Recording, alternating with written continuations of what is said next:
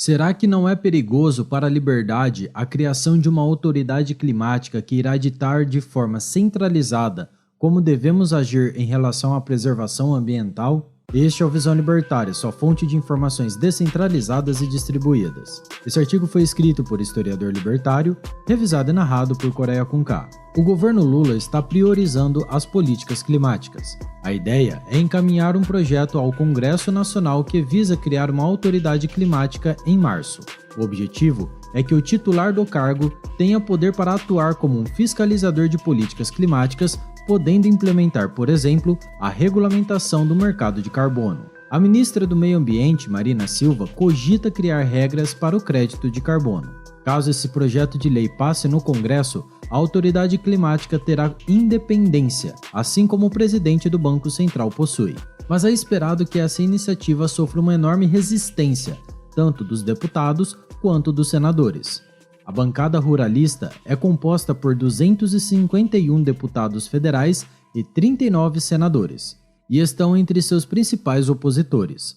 Isso porque os parlamentares ruralistas não veem com bons olhos uma autarquia que possa ditar políticas centralizadas que com certeza irão afetar negativamente o agronegócio brasileiro. Marina Silva explicou que a Autoridade Nacional de Segurança Climática objetivará produzir subsídios para a execução da Política Nacional sobre Mudança Climática. Uma das missões dessa autoridade climática está a criação de estratégias para garantir a transição energética e a articulação com diversos ministérios para cumprir os objetivos do Acordo de Paris.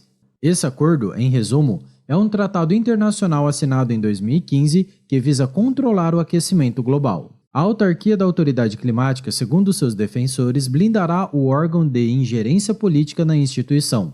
Além disso, a futura instituição teria uma estrutura mais robusta, que assegurasse sua independência em relação ao Ministério do Meio Ambiente, dando-lhe autonomia administrativa, técnica e orçamentária. Mas você pode estar se perguntando, o que é crédito de carbono? Desde a Revolução Industrial, as emissões de dióxido de carbono cresceram exponencialmente, devido à queima de combustível fóssil. Mas existem também fontes naturais de emissão de gás, como decomposição, produto liberado pelo oceano e a respiração dos seres vivos. Alguns pesquisadores alegam que o aumento no volume dos gases do efeito estufa, sobretudo o gás carbônico, pode influenciar no aumento da temperatura média do planeta. No entanto, outros pesquisadores dizem que as variações da temperatura global e as concentrações de CO2 não estão relacionadas entre si. Mesmo que alguns deles cheguem a dizer que o homem é o maior emissor de gás carbônico, outros afirmam ser a natureza, sua maior emissora. De toda forma, devido a uma enorme histeria criada pelos defensores do aquecimento global, vários governos do mundo se mobilizaram para diminuir a quantidade de gás carbônico na atmosfera. E no ano de 1992, a ONU propôs um tratado internacional para combater as mudanças climáticas. No ano de 1997, foi criado o Protocolo Kyoto, cuja função é de colocar em prática as ações decididas pela ONU. Esse protocolo resultou num acordo internacional que determina que os países assinantes reduzam a emissão de gases poluentes. Caso um país emitisse mais gás carbônico do que tinha permissão, poderia negociar com um país que emite menos para comprar o direito de poluir. Assim, esse protocolo iniciou o mercado de crédito de carbono. Mas cabe lembrar que quando foi implementado o Protocolo Kyoto, somente os países desenvolvidos foram obrigados a diminuir suas emissões. Isso fez grandes sociedades como a China e a Índia ficarem de fora, além dos Estados Unidos, que não assinou o tratado. E no ano de 2015, os 196 países que participaram do Acordo de Paris concordaram em reduzir o aquecimento global em menos de 2 graus Celsius. Já faz anos que países como Japão, Portugal, Eslovênia, Reino Unido e África do Sul cobram impostos em carbono emitido pelas empresas, por exemplo. Cada crédito representa uma tonelada métrica de dióxido de carbono removida da atmosfera. E as empresas que não conseguem ou que não querem reduzir suas emissões num curto prazo de tempo, acabam comprando esses créditos como se fossem um ticket de poluição, dando o direito deles poluírem mais. Os governos também incentivam as montadoras de carros a fabricarem automóveis menos poluentes. As montadoras que cumprem com essas políticas ganham créditos. A Tesla do Elon Musk, por exemplo, só trabalha com carros elétricos que são veículos que se enquadram na classificação de emissão zero. E devido a isso, Musk tem ganhado uma enorme vantagem ao poder ter créditos de carbono extras para vender para as empresas que precisam, já que a meta de redução do gás aumenta a cada ano.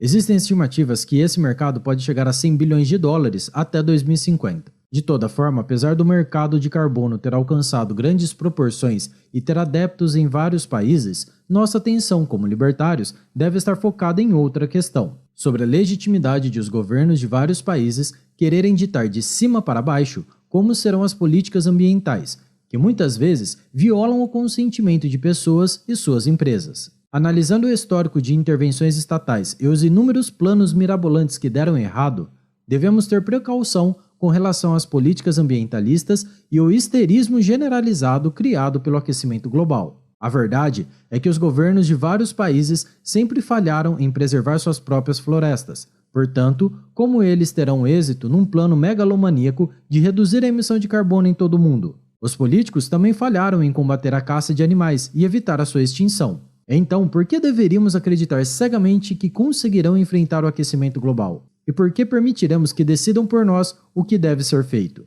Não podemos nos esquecer que a ideia de impostos globais sobre a emissão de carbono, defendido pelos adeptos dessas políticas ambientalistas, aumentarão os preços dos alimentos. Isso só agravará a pobreza de milhões de pessoas e terminará por criar uma catástrofe. Será que a precaução é só com o meio ambiente ou engloba a vida humana? O problema é que essas ideias atraentes sobre preservação ambiental criam o pretexto de que é necessário o governo impor sanções e restrições às empresas.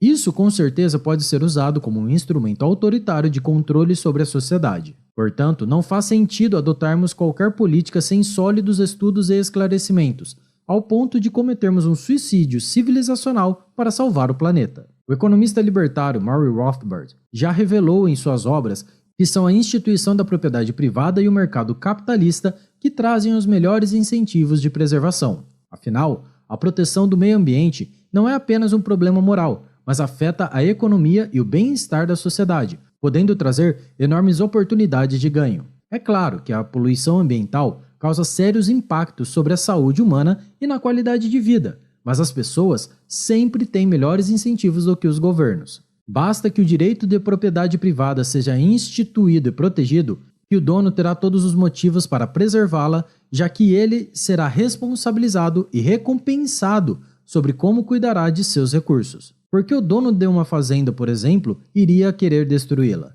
E caso preservados, os parques e florestas só trarão oportunidade de lucro ao proprietário, seja com turismo ou a criação e venda de animais. O verdadeiro problema é manter o governo como proprietário das terras, sejam florestas ou parques naturais. O Estado, infelizmente, detém a maioria dessas terras. Por isso, não é de fato um proprietário privado responsável pelos custos e benefícios da preservação ambiental, devido à propriedade pública. É por isso que o governo permite a exploração excessiva de recursos naturais, pois seu incentivo é em maximizar sua receita por concessões de exploração ou impostos sobre extração de recursos. Além do fato de que grupos de interesse poderosos que fazem lobby buscam explorar os recursos naturais em detrimento da preservação com a anuência dos políticos. Entre eles estão empresas de extração de recursos, sindicatos ou grupos políticos associados a ONGs. Enfim, é uma insanidade deixar que as principais decisões que afetam nossa vida e todo o planeta estejam na mão de indivíduos que não têm sequer incentivos de preservar florestas. O antigo governo socialista da União Soviética foi responsável pela maior tragédia ambiental do século XX, o que os esquerdistas até hoje não admitem. E se quiserem saber mais, confiram os vídeos. Chernobyl era um desastre esperando para acontecer. E como o Estado conseguiu piorar o que já era ruim. Disponíveis aqui no canal. Obrigado pela sua audiência. Se você gostou e só se você gostou, clique no ícone de curtir abaixo e compartilhe em sua rede social. Agora, se deseja ser notificado de outros vídeos, inscreva-se aqui no canal e depois clique no ícone da campainha. Até a próxima. Tchau, obrigado.